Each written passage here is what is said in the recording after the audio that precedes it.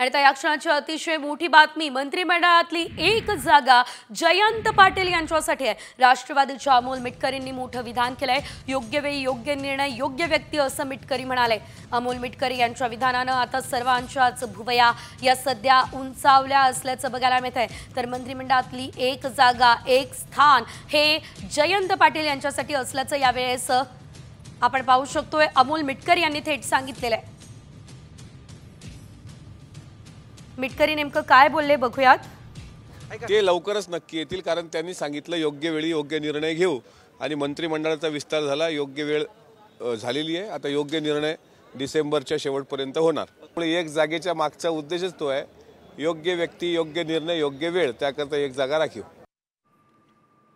या संदर्भात अधिकची अपडेट घेऊयात आमच्या प्रतिनिधी रुपाली बडवे यांच्याकडून।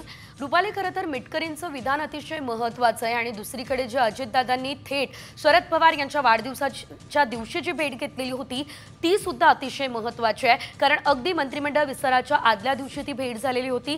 त्या दरम्यान काही चर्चा झाली आहे का थेट जयंत पाटील यांना मंत्रिमंडळामध्ये स्थान दिलं जाणार आहे?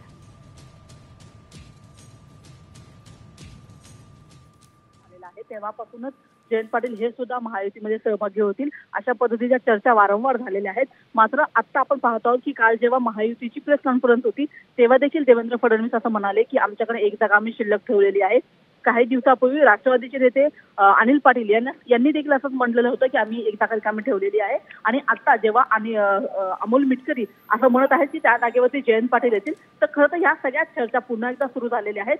आणि आपण पाहत आहोत की खरं तर काल महायुतीचा जसा शपथविधी झालेला आहे, या शपथविधीच्या कार्यक्रमामध्ये एकही स्थान जे आहे ते सांगलीला दिलं गेलेलं नाही। त्याच्यामुळे ती एक शक्यता खरं तर वर्तवली जात आहे आणि त्याच्यामुळे ह्या सगळ्या गोष्टी ज्या आहेत त्या एकमेकांशी जोडून खरं तर पुन्हा एकदा जयंत पाटील यांच्या नावाची आता चर्चा सुरू झाल्याचं पाहायला मिळत आहे। निश्चितच धन्यवाद रुपाली दिलेल्या सर्व सविस्तर अपडेटसाठी। तर एकंदरीतच आपण बघितलं अमोल मिटकरी यांच्या विधानानं सर्वांच्याच भुवया उंचावलेल्या आहे। तर दुसरीकडे अजित पवार यांनी जी शरद पवार यांची भेट घेतली होती त्या भेटीदरम्यान या संदर्भात काही चर्चा झाली आहे का हा देखील प्रश्न उपस्थित केला जातोय।